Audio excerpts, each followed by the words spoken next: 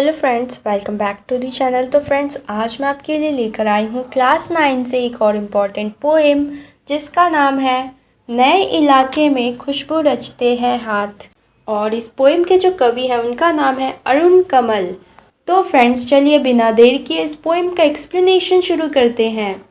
इस नए बरसते इलाकों में जहाँ रोज बन रहे हैं नए नए मकान, मैं अक्सर रास्ता भूल जाता हूँ। क्या बात है। इलाका यानी कि क्षेत्र, कोई इलाका समझ सकते हो आप लोग। अक्सर यानी कि हमेशा, ज़्यादातर, प्राय। ओके। तो कवि कहता है कि शहर में नए मोहल्ले रोज़ ही बसते रहते हैं। ऐसी जगहों पर रोज़ नए नए मकान बनते हैं। रोज़ रोज़ नए बनते मकानों के कारण कोई भी व्यक्ति ऐसे इलाके में रास्ता भूल सकता है। कवि को भी यही परेशानी होती है। वो भी इन मकानों के बीच अपना रास्ता हमेशा भूल जाता है।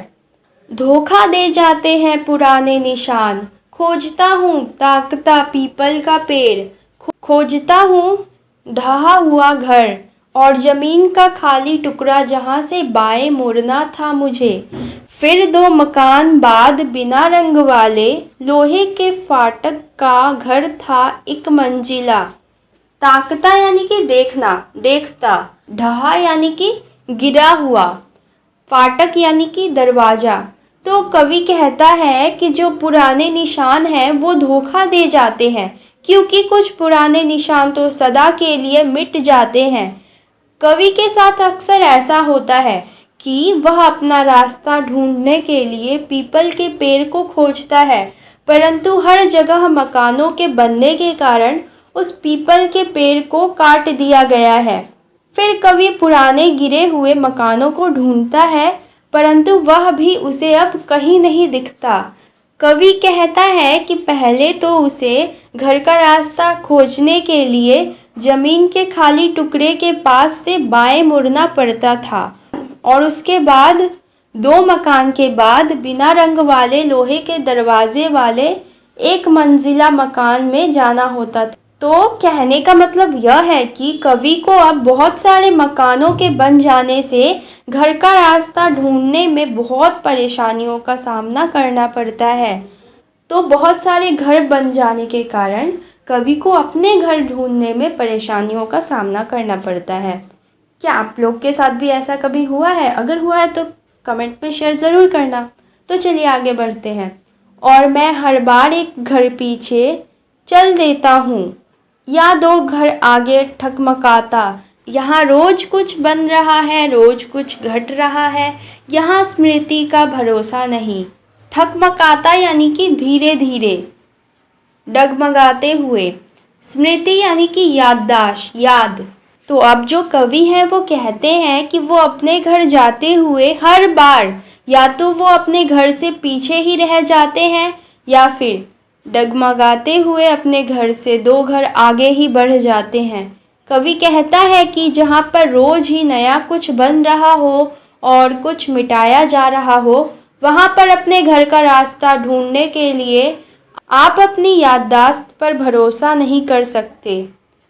एक ही दिन में पुरानी पड़ जाती है दुनिया, जैसे वसंत का गया पतझड़ को लौटा हूँ, जैसे बैसाख का गया भादों को लौटा हूँ।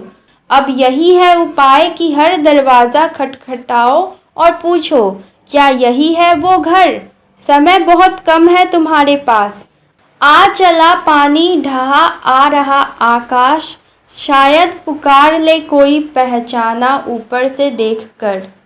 तो अब जो कवि है वो कहता है कि एक ही दिन में इतना सब कुछ बदल जाता है कि एक ही दिन के पहले की दुनिया पुरानी लगने लगती है। ऐसा लगता है जैसे महीनों बाद लौटा हूँ। ऐसा लगता है जैसे घर से वसंत ऋतु में बाहर गया था, यानी कि स्प्रिंग सीजन में बाहर गया था, और पतझड़ ऋतु में लौट कर आया हूँ, यानी कि ऑटम सीजन में लौट कर आया हूँ।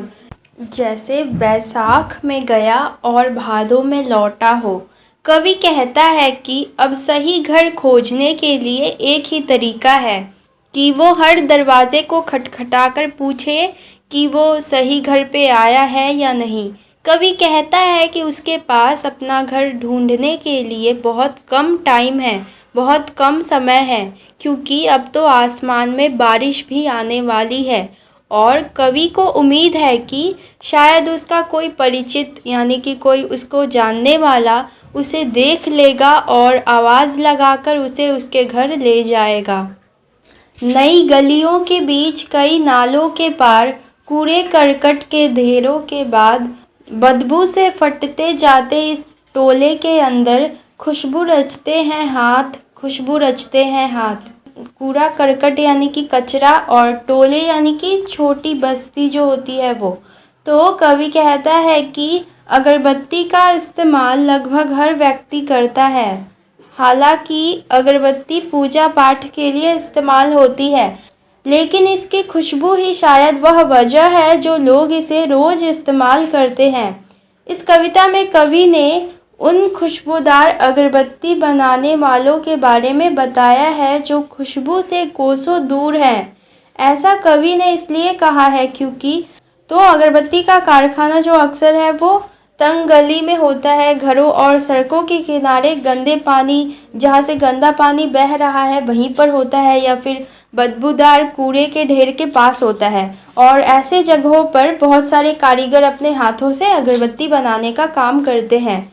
उभरी नसों वाले हाथ, घिसे नाखूनों वाले हाथ, पीपल के पत्ते से नए नए हाथ, जूही की डाल से खुशबूदार हाथ, गंदे कटे पिटे हाथ, जख्म से फटे हुए हाथ, खुशबू रचते हैं हाथ, खुशबू रचते हैं हाथ। तो कवि कहता है कि अगरबत्ती बनाने वाले कारीगरों के हाथ अलग अलग तरह के होते हैं। किसी के हाथों में उभरी हुई नसें होती हैं, किसी के हाथों के नाखून घिसे हुए होते हैं।